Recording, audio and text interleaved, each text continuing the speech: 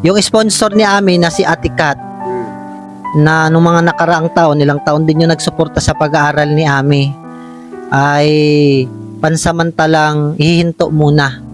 Bakit? Kasi wala po siya ngayong trabaho, lumipat kasi siya ng ibang bansa. Pero pangako niya pag nagkatrabaho ulit siya, ay mag-sponsor ulit po siya kay Ami. Yan po yung sinabi po ni Ate Kat. Kaya ikaw, Ami, wala ka na ngayong sponsor sa pag-aaral, buwan-buwan.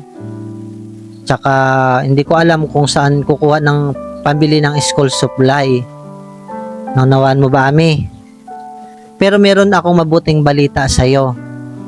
Yun naman sinabi ni Ate Kat ay pansamantala lamang. Pero hinanapan kita ng sponsor mo at kinausap ko mismo yung tao na nagpagawa ng inyong bahay.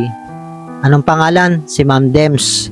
Si Ma'am Dems ay nakausap ko at willing siya sumuporta sa iyong pag-aaral. Magbibigay siya monthly para ikaw ay tuloy-tuloy yung pag-aaral mo. Masaya ka ba? Masaya po.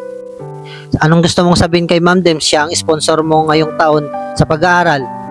Maraming salamat po, Ma'am James, at nag-sponsor ko po sa amin para po sa pag-aaral ko, at marami na po na itulong sa amin sa paggawa po ng bahay at pagsuporta pa po sa pag-aaral ko.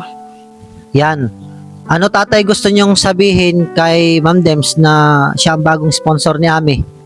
Maraming salamat at may katulong naman ako na mag-ikuan ng pagtaguyod yung pag-aaral ng bata. Nanay, anong gusto niyo sabihin kay Ma'am Dems? Ay maraming salamat sa kanya. At kami ay tinulungan niya. Kaya hanggang dito na lang ang pagpapasalamat ko. Ako ay matanda na nga. Ay gusto ko naman sanang makatapos ang aking anak. Kaya nahihirapan kayo suportahan si Ami sa pag-aaral. Hindi nyo na kaya. Te na lang may natulong sa inyong anak na si Ami. Bakit? Kararating nyo lang ba? Si Ami, bait ang dungis, di pa nakakaligo. Kakarating nyo lang. Yan. At syempre, tatay at Ami, nung mga nakaraang taon, ilang taon mo rin sinusuportahan ka ni Ate Kat. At naitaguyod ka sa ilang taon na sa iyong pag-aaral. Syempre, nagpapasalamat po ako kay Ate Kat na sumuporta ng ilang taon po kay Ami sa pag-aaral. Yan, kaya ano gusto mong sabihin Ami kay Ate Kat?